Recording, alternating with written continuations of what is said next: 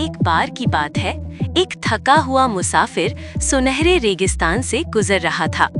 शाम ढल चुकी थी और अचानक तेज आंधी उठी। रेत के भंवर आसमान में घूम रहे थे, जिससे उसे कुछ भी साफ दिखाई नहीं दे रहा था। उसने अपना दुपट्टा चेहरा ढकने के लिए कसकर पकड़ लिया। आंखों को बचाते हुए चलते चलते उसने दूर कहीं एक छोटी सी झोपड़ी देखी। अंदर से हल्की गर्म सी रोशनी चमक रही थी। मुसाफिर के मन में आशा की एक किरण जागी, शायद वहाँ कुछ पल आराम मिल जाए। झोपड़ी के अंदर की गर्माहट। जब वो दरवाजे तक पहुँचा तो झोपड़ी अंदर से बेहद सादी लेकिन आरामदायक थी। बुनी हुई चटाई, मिट्टी का छोटा सा दीपक और हल्की गर्म रोशनी। हवा की तेज आवाज से बचने के लिए ये जगह किसी जादू से कम नहीं लगी। मुसाफिर ने धीरे से दरवाजा बंद किया और बैठ गया। एक रहस्यमयी आगंतुक। अचानक दरवाजा धीरे से चरमराया। बाहर तो अभी भी तूफान था, लेकिन दरवाजे पर खड़ा व्यक्ति बिल्कुल शांत था। साफ सफेद कपड़े, हल्की सी मुस्कान और उसके आसपास एक मुलायम सी उजली चमक। वो किसी फरिश्ते जैसा दिख रहा था।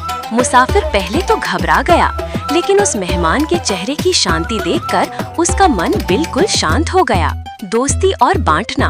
मुसाफिर ने अपने छोटे से थैले से आधी रोटी और थोड़ी सी पानी की बोतल निकाली। ज्यादा तो नहीं है, लेकिन हम दोनों बांट लेते हैं, उसने शर्माते हुए कहा।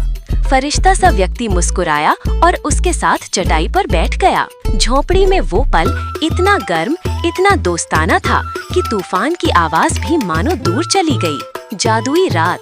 रात गहरी हो चुकी थी। झोपड़ी के बाहर तूफान थम चुका था। अंदर दीपक की हल्की नीली सी रोशनी फैल रही थी और फरिश्ता खामोशी से बैठा, मानो किसी अद्भुत शांति का प्रतीक हो। मुसाफिर धीरे धीरे सो गया। सुबह की नई उम्मीद। सूरज की सुनहरी किरणें झोपड़ी में दाखिल हुईं। रेगिस्तान चमक रहा था।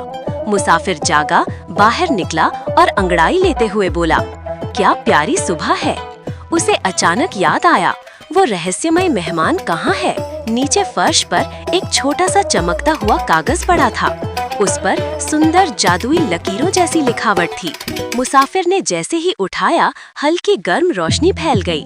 कागज पर लिखा था, अच्छाई बांटो और रास्ते खुद रोशनी बनकर खुलेंगे। सच्चाई का एहसास। मुसाफिर झोपड़ी के बाहर आया, आसमान की ओर देखा।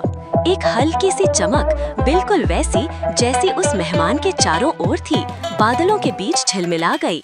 उसकी आंखें नम हो गईं। उसे महसूस हुआ कि कल रात उसका मेहमान कोई आम इंसान नहीं, एक फरिश्ता था।